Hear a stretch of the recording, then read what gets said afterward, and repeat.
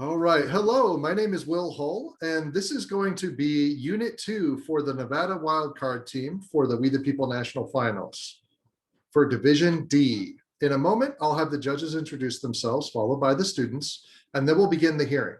Students will deliver a 4-minute prepared statement, followed by 8 minutes of judge follow-up questions. My microphone will be muted during this session. However, I will be holding up the 1-minute sign, as well as the time sign, just to let you know when those periods of the hearing have happened. I suggest that you also go into the gallery view if you know how to do so in Zoom to be able to see that. And at the conclusion of the hearing, the judges will provide some brief feedback and then we'll conclude the hearing. At this time, I'm going to go ahead and pass the microphone over to the judging panel where they can introduce themselves.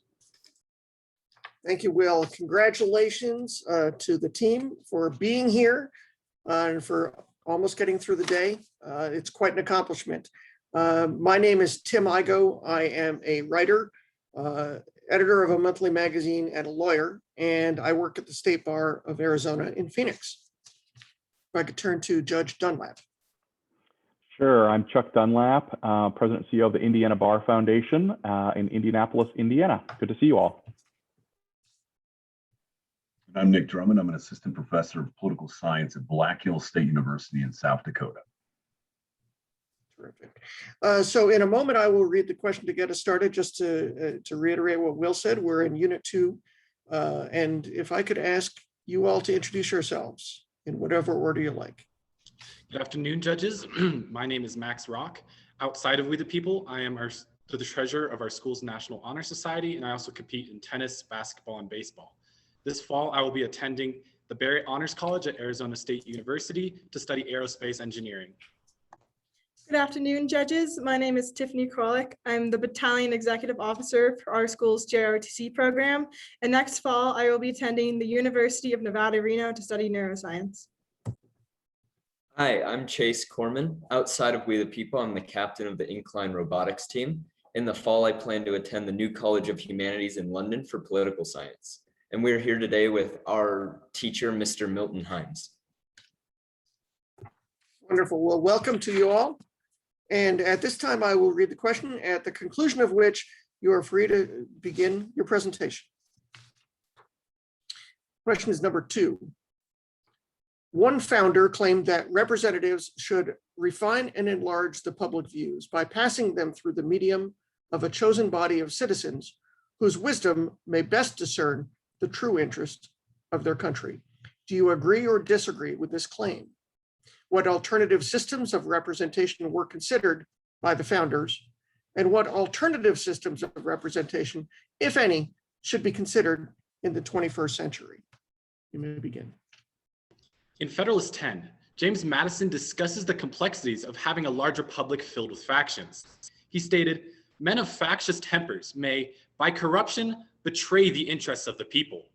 While Madison trusted representatives to work for the people's interest, he also recognized the possibility of corruption, but relied on the size of the republic and the number of factions to prevent this. Brutus was not so optimistic, arguing in his first essay that factions would ultimately destroy representation. Thus, we agree with James Madison's idea of what representatives should do. However, representation has become what Brutus feared, overly influenced by factions and moneyed interests. Today, our two-party system, voting along party lines, and lobbying factions betray the interests of the people.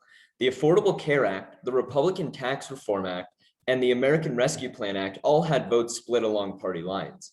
Politicians are heavily influenced by corporations, political action committees, and the rich rather than the common people. During the 2018 election, the average representative spent over $2 million to win a House seat, and senators spent over $15 million.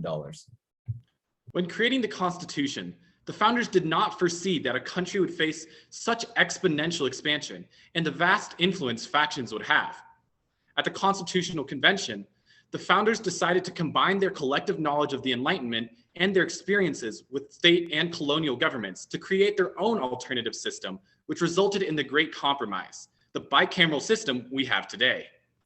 This system of representation was functional within a country of 4 million during the founding era, but has not been reformed to face our current issues of extreme partisanship, unrealistic campaign spending during elections, and even the way we conduct our elections. One reform is to limit campaign times. Canadian campaigns only lasted 2.5 months in their 2016 elections, compared to America's 9.5 months. Japan also has laws set in place that limit their campaigns to only 12 days. According to former Senator Tom Daschle, a typical US senator spends 2/3 of the last 2 years of their terms raising money for re-election. Former Congressman Tim Romer from Indiana stated, "When our legislators spend so much time raising money, the result is dysfunctional government." This is evident in congressional gridlock because congressmen are spending more time campaigning than problem solving and lawmaking. To further reform these problems with representation, we would rely on federalism, suggesting that the federal government repeal the Apportionment Act, overturn Citizens United, and pass H.R. 1, the For the People Act, while states can pass additional voting right laws and be a model for reform.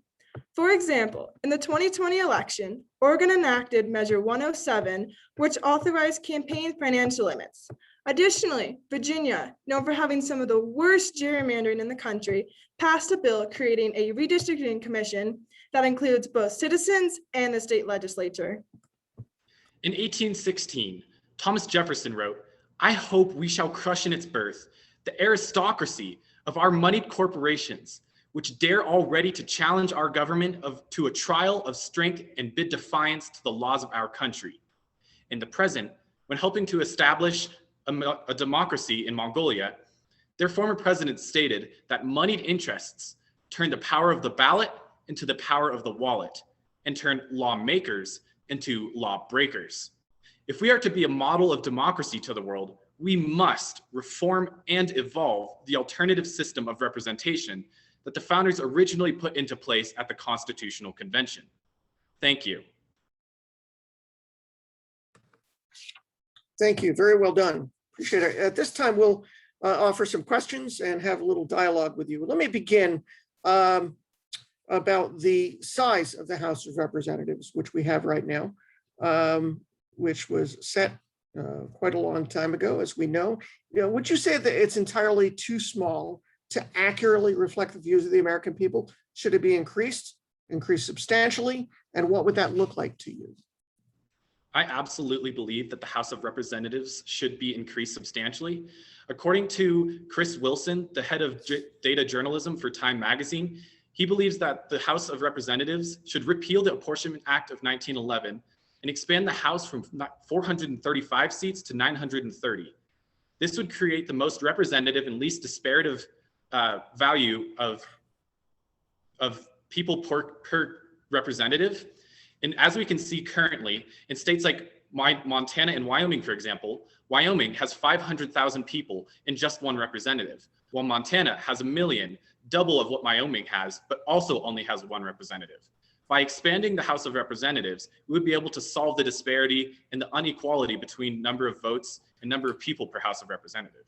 We can see this in the British Parliament, which is their form of our House of Representatives and Senate. They have 650 members, and 2 people represent at most 3,000 people in their 314 districts, while in the United States, for only one representative represents roughly 700,000 people, and it's not accurately. We can also see this in countries like Spain, whose parliament has over 800 members. And Spain's population is only 45 million compared to the United States' 330 million. And let me follow up. And so if the numbers were to expand so dramatically to 900 something, would that ensure that it represents diverse interests and diverse voices? Or would you recommend additional safeguards to ensure that underrepresented voices are present? To use Spain as an example, once again, their parliament has representation of over 10 political parties, compared to the United States' 2 political party representation. While expanding the House wouldn't necessarily immediately give more representation to different people, one thing that we could add on is to repeal Citizens United and pass the H.R. 1, the Human Rights Act, which would allow for the creation and donations of super PACs to be eliminated. And this would allow for additionally, with the expansion of the House of Representatives, it would be much cheaper and much easier for people to run for the House of Representatives and create a broader voice and eliminate the ability for incumbents to so easily win. To add on to my colleagues, I believe that we would also have to change the term limits of both the House of Representatives and of the Senators, as I believe that they spend too much time in the Senate and they're not accurately representing the younger generations as much as the older ones. Thank you. How would you, with some of the reforms that you mentioned, limiting campaign time and the financial influences that are in our election system with Citizen United, et cetera, how would you be able to implement that while still following the First Amendment, some of the other constitutional protections that are also in play here? In the instance of setting term limits for the House of Representatives and the Senates, first, the Supreme Court would have to overturn United States v. Thornton, in which Tennessee self-imposed Senate term limits for their senators, which was then declared unconstitutional. So first, we would either have to combine amend the Constitution to fix this, and we would have to overturn this case. And in relation to campaign financial and the election, we could do a similar thing to what Mexico did back in 2007, where they passed a law that changed their election from 187 days down to 90, and also limited the amount of money that private corporations could spend on a campaign elector to only 10%. Thank you. Maybe to follow up, Tiffany, with your point about term limits. I think someone else on your panel also seemed to favor term limits. Your overall theme of your team was really plutocracy, the concern of money in politics. I'm just curious if you think term limits would some way be a way to prevent that, or would it perhaps exacerbate the influence of money in politics? Could you walk that out for me?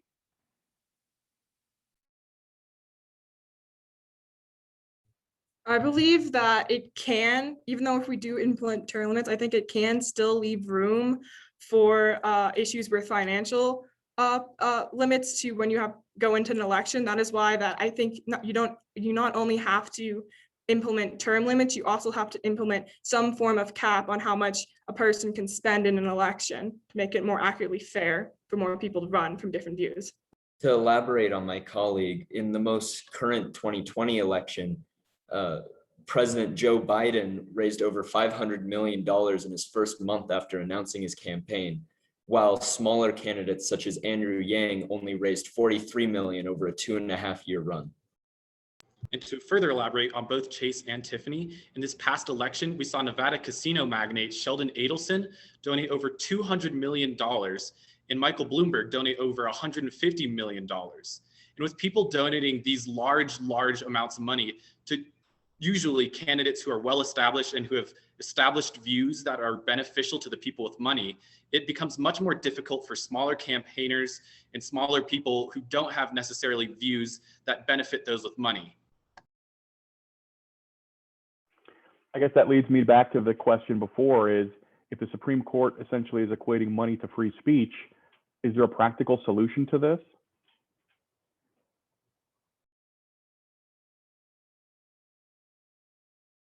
I believe that with the free speech and companies being enabled and entitled to the same First Amendment rights as people within the cases of campaign financing, I believe that's important for people to understand and for everybody to understand as a whole that campaigns shouldn't be just influenced by money, but should be influenced by the views of the people. I believe that a corporation that could donate hundreds of millions of dollars and people that can donate millions of dollars to certain campaigns will unfairly benefit them and doesn't give, similarly to how I mentioned, it doesn't give the fair opportunity for people to succeed. And as we saw in the most recent campaign run, these large donations aren't entirely vital for people to run. Senator Bernard Sanders, who raised only $18 million over the course of his running, had an average of $20 per donation to his campaign.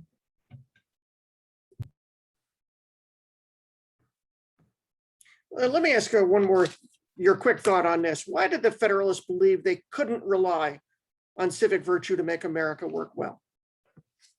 And do you agree? Given the circumstances of the time, it was much more difficult to become educated and to become knowledgeable about politics and become knowledgeable about why about what the candidates were running on in their beliefs. And so this is why they implemented the Electoral College, in order to work around that belief that people wouldn't be able to do so. But now, as we've seen with the expansion of internet and resources such as the Constitution Center, this is much easier for people to understand and to expand their knowledge among politics and political candidates. Excellent. Thank you very much. And thank you to all of you. We've reached time.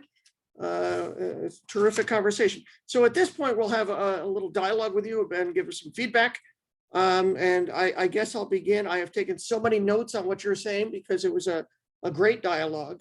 I'd go back to what Judge Drummond said, and you started off strong and carried all the way through, that the influence of money on politics is debilitating and probably poisonous to our democracy. And you supported that with evidence and a robust conversation. So I appreciate that.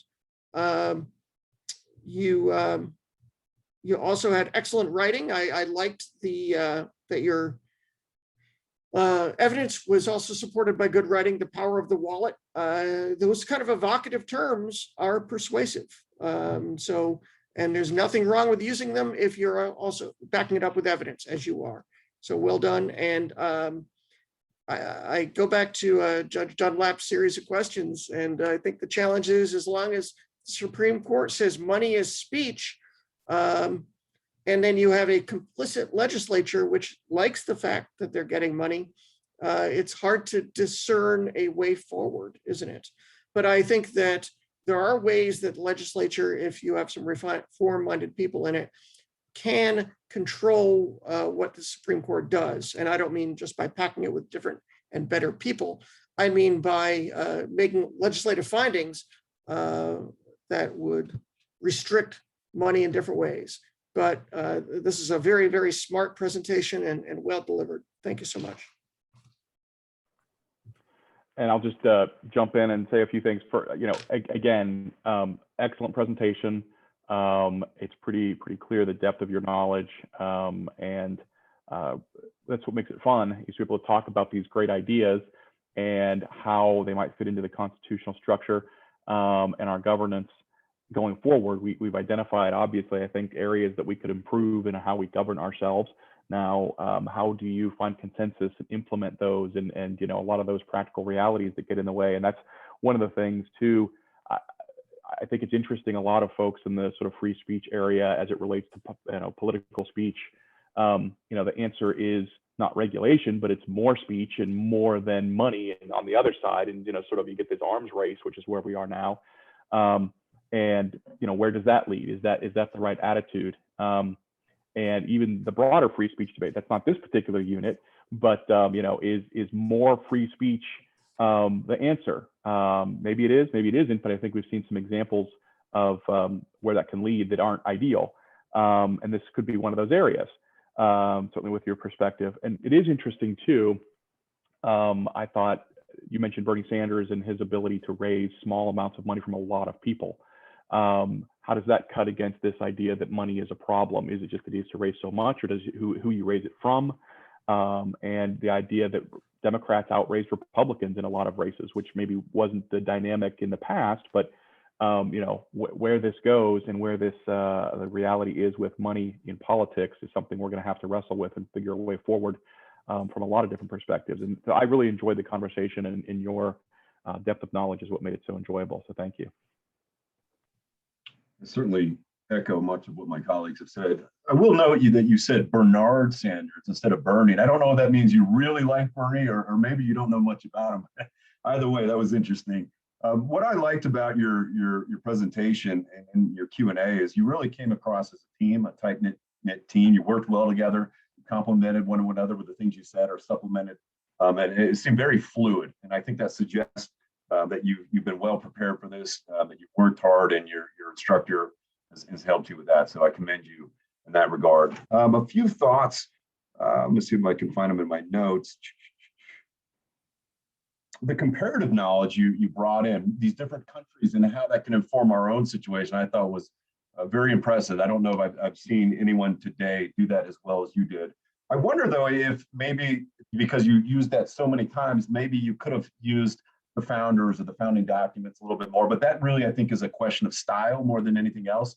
I suspect that you had both sources of knowledge ready to go just by listening to how formidable you were in answering the Q&A. You really did well with the Q&A, and we threw you some tough questions, and you thought well on your feet.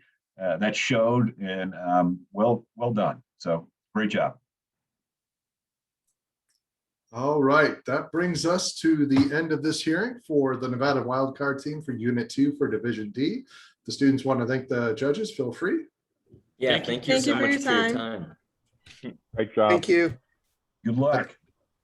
At this time, I'll go ahead and stop the